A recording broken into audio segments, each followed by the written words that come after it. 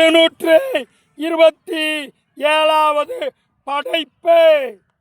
தலைப்பு: பண்புகளை மீட்டி எடுப்போம். விஞ்ஞானம் வளர்ந்து வருகிறது, ஆனால் நல்ல எண்ணங்கள் வளரவில்லை. நாகரிகம் வளர்ந்து வருகிறது, அதனால் நல்ல பண்புகள் வளரவில்லை. வாழ்க்கை வளர்ந்து வருகிறதா அல்லது பண்புகளை இழந்து வாடுகிறதா? முன்னோர்களின் பண்புகளை இழந்து வாடுகிறோம், ஆனால் முன்னேறிவிட்டோம் என்று பீத்திக் கொள்கிறோம். இழந்து விட்டோம் பண்பின் பெரும்பகுதியை. இனியாவதும் இழக்காமல் இருப்போம் மனிதன் என்ற தகுதியை.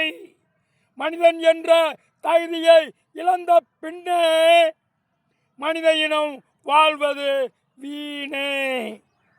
விம்பிற்கு பண்புகளை இழந்தோமா அல்லது விஞ்ஞான மோகத்தால் பண்புகளை மறந்தோமா? பண்புகளை இழப்பது புரிகிறது, ஆனால் இதை நினைத்தாலே நெஞ்சு வலிக்கிறது. மனித பண்புகளை இழந்து விட்டோம், அதையும் மறந்து விட்டோம். இனியாவதும் பண்பாய் வாழ துடிப்போம். அதற்கு பண்புகளை மீட்டி எடுப்போம். என்ன தமிழர்களே, நான் சொல்வது உங்களுக்கு புரிகிறதா? விஞ்ஞான மோகத்தால் எத்தனையோ இழந்து விட்டோம். அதற்கு அவசரம் என்ற ஒரு காரணத்தையும் கண்டுபிடித்து விட்டோம். ஆனால் ஒன்று, தயவு செய்து நீங்கள் எவ்வளவு படித்தாலும், எவ்வளவு உயர்ந்தாலும், வாழ்வில் எவ்வளவு பணம் சேர்த்தாலும் கல்வி மட்டும் வாழ்க்கையாகிவிடாது. நல்ல பண்புகளே மனித இனத்தை நல்வழிப்படுத்த முடியும்.